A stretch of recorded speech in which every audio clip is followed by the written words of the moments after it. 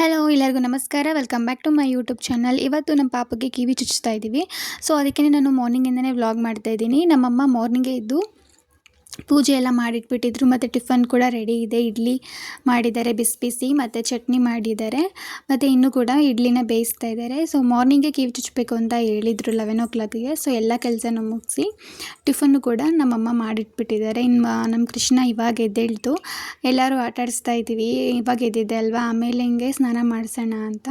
ಪಾಪ ನಮ್ಮ ಕೃಷ್ಣನಿಗೆ ಗೊತ್ತೇ ಇಲ್ಲ ಇವತ್ತು ಕಿವಿ ಚುಚ್ತೀವಿ ಅಂತ. ಎಲ್ಲ ರೆಡಿ ಮಾಡಿ ಇಟ್ಕೊಂಡಿದ್ದೀವಿ. ಕೊಬ್ಬರಿ, ಬೆಲ್ಲ, ಎಲೆ ಅಡಿಕೆ ಎಲ್ಲನೂ ರೆಡಿ ಮಾಡಿ ಇಟ್ಕೊಂಡಿದ್ದೀವಿ. ಕೃಷ್ಣನಿಗೆ ನಮ್ಮ ಡ್ಯಾಡಿ ಕಾಲು ಚೈನು, ಕಾಲು ಮುರಿ ಎಲ್ಲ ತಂದಿದ್ದಾರೆ.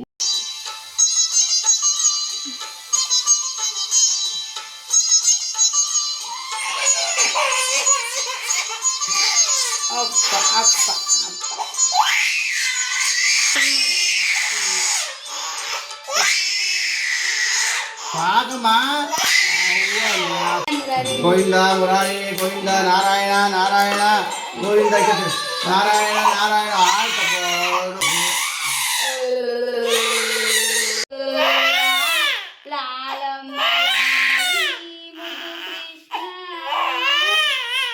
ನಮ್ಮ ಡ್ಯಾಡಿನೇ ಕಿವಿ ಚುಚ್ಚೋದು. ಸೊ ನಮ್ಮದು ಶಾಪ್ ಇದೆ ಅಲ್ವಾ, ಎಲ್ಲರೂ ಅಲ್ಲೇ ಕಿವಿ ಚುಚ್ಚಿಸ್ಕೊತಾರೆ. ಸೊ ನಮ್ಮ ಡ್ಯಾಡಿ ಕೈಯಲ್ಲಿ ಯಾರಿಗೂ ಗಾಯ ಅಂಥದ್ದಾಗಲ್ಲ, ಚೆನ್ನಾಗಿ ಚುಚ್ತಾರೆ. ಮಕ್ಕಳಿಗೆ ಇಳಿ ತೆಗಿತಾ ಇದ್ದಾರೆ ಚುಚ್ಚಿಬಿಟ್ಟು. ನಮ್ಮ ಕೃಷ್ಣ ಅಳ್ತಾ ಇದ್ರು ಪಾಪ. ನಮ್ಮಮ್ಮ ಸಮಾಧಾನ ಮಾಡ್ತಾಯಿದ್ರು ಕಿವಿ ಎಲ್ಲ ಊದ್ಬಿಟ್ಟು.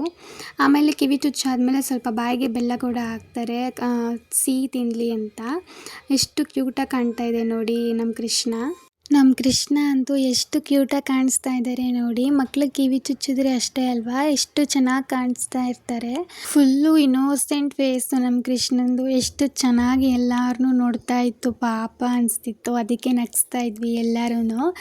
ಪಾಪ ಕಣ್ಣೀರು ಬರೋ ಥರ ಹತ್ಬಿಟ್ಟಿತ್ತು. ಅದಕ್ಕೇ ಎಲ್ಲರೂ ಸೇರಿ ನಗಿಸ್ತಾ ಇದ್ವಿ, ನಗಲಿ ಅಂತ. ಆಮೇಲೆ ಮಲ್ಕೊಂಬಿಡ್ತು, ಫೀಡ್ ಮಾಡಿದೆ. ಕಿವಿ ನೋವಿರುತ್ತಲ್ವ, ಸೊ ಅದಾಗೆ ಎದ್ದೇಳಲಿ ಅಂತ ಎದ್ದೇಳ್ಸಕ್ಕೆ ಹೋಗಲಿಲ್ಲ ನಾನು. ಆಮೇಲೆ 1:30 ಹಂಗೆ ಎದ್ದೇಳ್ತು. ಎದ್ಬಿಟ್ಟು ಆಟ ಆಡ್ತಾಯಿತ್ತು ನಾರ್ಮಲಾಗಿ. ನನಗೆ ಭಯ ಆಗಿತ್ತು, ಎಲ್ಲಿ ಪಾಪ ಅಳುತ್ತೋ ಏನೋ ಅಂತ.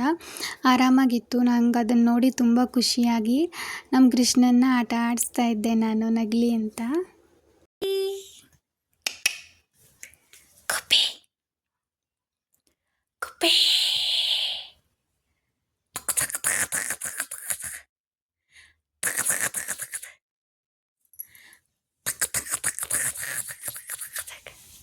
ಆಮೇಲೆ ನಮ್ಮ ಮಮ್ಮಿ ಎತ್ಕೊಂಡಿದ್ರು, ಆರಾಮಾಗಿತ್ತು. ಈವ್ನಿಂಗ್ವರೆಗೂ ಏನೂ ಅಳಲಿಲ್ಲ.